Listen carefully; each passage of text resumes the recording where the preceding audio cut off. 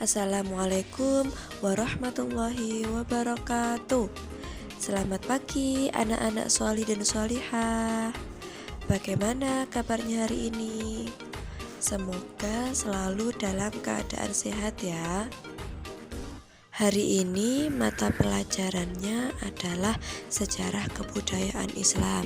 Nah, yang akan kita pelajari hari ini yaitu tentang Sunan Kalijaga. Berawal dari yang pertama biografinya dan yang kedua peran dakwah Sunan Kalijaga. Marilah kita memulai pelajaran pada pagi hari ini dengan membaca basmalah bersama-sama ya anak-anak. Bismillahirrahmanirrahim. Biografi Sunan Kalijaga. Nama asli dari Sunan Kalijaga adalah Raden Said ya. Ayahnya bernama Tumenggung Wilatikta yang bersambung silsilahnya kepada paman Nabi yaitu Sayyidina Abbas bin Abdul Muthalib. Nah, jadi Sunan Kalijaga ini termasuk keturunan Nabi ya. Ibu dari Sunan Kalijaga bernama Putri Nawang Arum yang berasal dari keluarga Bupati Tuban. Sunan Kalijaga berhasil mengajarkan tentang sastra Jawa sehingga beliau dapat dakwah dengan seni dan budaya. Raden Said atau Sunan Kalijaga tumbuh menjadi orang yang berilmu dan piawai dalam keahlian bela diri silat. Oleh karena itu, beliau sangat suka menolong orang-orang yang tertindas dan terdolimi. Suatu ketika, Raden Said sangat geram melihat tingkah para pejabat yang pada saat itu semena-mena terhadap rakyat jelata. Kecurangan dalam urusan pajak yang memberatkan rakyat seringkali terjadi di berbagai daerah. Sehingga dengan sebab itulah beliau mengambil kembali hak-hak rakyat dengan cara merampok rumah pada pejabat-pejabat yang melakukan tindak kecurangan tersebut. Ayahnya pun mengetahui apa yang dilakukan oleh Raden Said, sehingga akhirnya beliau diusir dan tinggal di hutan Jatisari. Dan orang-orang sekitar atau orang-orang desa yang tinggal di sekitarnya itu mengenal Raden Said atau Sunan Kalijaga dengan nama Lokajaya. Suatu ketika, Lokajaya melihat laki-laki tua berjalan dengan tongkat emas.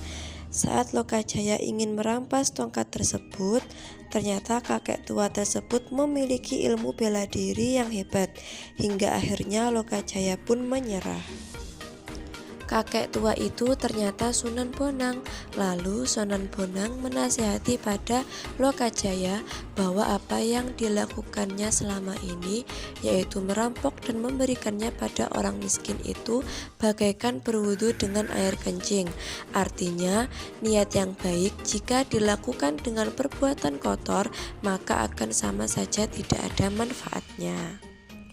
Lokajaya akhirnya menyesali perbuatannya dan berguru pada Sunan Bonang. Peristiwa ini membuat Raden Said atau Sunan Kalijaga terus belajar dalam memperbaiki diri hingga diangkat menjadi anggota Wali Songo. Raden Said juga berguru pada Syekh Siti Jenar, sehingga lahirlah nama Kalijaga yang dikaitkan dengan cerita perjalanannya untuk membersihkan pemujaan para dewa di beberapa wilayah bersama dengan gurunya yaitu Syekh Siti Jenar. Untuk selanjutnya, kita akan mempelajari tentang kisah dakwah atau peran dakwah Sunan Kalijaga. Sunan Kalijaga berdakwah dengan menampilkan pertunjukan wayang. Nah, anak-anak pasti sudah pernah melihat wayang ya. Beliau mampu menarik perhatian masyarakat Jawa dengan menggunakan metode dakwah menggunakan wayang dan tembang-tembang. Di masa Majapahit, Sunan Kalijaga berdakwah melalui pendekatan seni dan kearifan lokal, seperti pertunjukan wayang yang biasanya berkaitan dengan tradisi Hindu Buddha yang melekat pada masyarakat Jawa. Sunan Kalijogo dan anggota Wali Songo yang lainnya mereformasi seni pertunjukan wayang sesuai dengan ajaran Islam. Salah satu contohnya yaitu perubahan cerita dewa-dewa menjadi cerita nabi. Begitu juga tokoh-tokoh dalam ajaran Kapitayan seperti Semar, Petruk, Gareng, dan Bagong dimunculkan sebagai punakawan yang mampu mengalahkan dewa-dewa. Berkat ajaran ilmu sastra Jawa yang diajarkan ibunya, Sunan Kalijogo mampu menciptakan puisi tradisional Jawa dan beberapa tembang-tembang yang terkenal saat ini seperti Lir Ilir, Rumeksa ing Wengi, dan lainnya. Pasti dari anak-anak yang paling anak-anak tahu atau paling familiar anak-anak dengar pasti yang lagu Lir Ilir ini ya. Pasti anak-anak juga sudah bisa ya. Dalam pembangunan Masjid Agung Demak, Sunan Kalijogo terlibat langsung di dalamnya.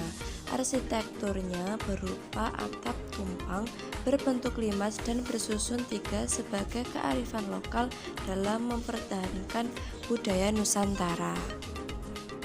Sikap positif dalam pribadi Sunan Kalijogo seperti tekun, istiqomah, dan toleran dalam berdakwah menjadi contoh bagi kita agar lebih sabar dan serius dalam beribadah. Beliau tidak diam saja menikmati apa yang ada, tetapi juga kreatif dan inovatif dalam menciptakan metode dakwah yang dapat menarik simpati banyak orang. Nah, itu tadi sikap positif yang dapat kita teladani dari Sunan Kalijogo. Cukup sekian pembelajaran kita hari ini. Semoga penjelasan dari Bu Afik dapat dipahami ya, dan semoga bermanfaat. Mari kita tutup pembelajaran kita hari ini dengan membaca hamdalah bersama-sama. Alhamdulillahirabbil alamin. Cukup sekian dari Bu Afik. Apabila Bu Afik ada salah, mohon dimaafkan ya. Jangan lupa anak-anak di rumah sholat 5 waktu dan nurut sama ayah ibu, serta jangan lupa jaga kesehatan. Wassalamualaikum warahmatullahi wabarakatuh.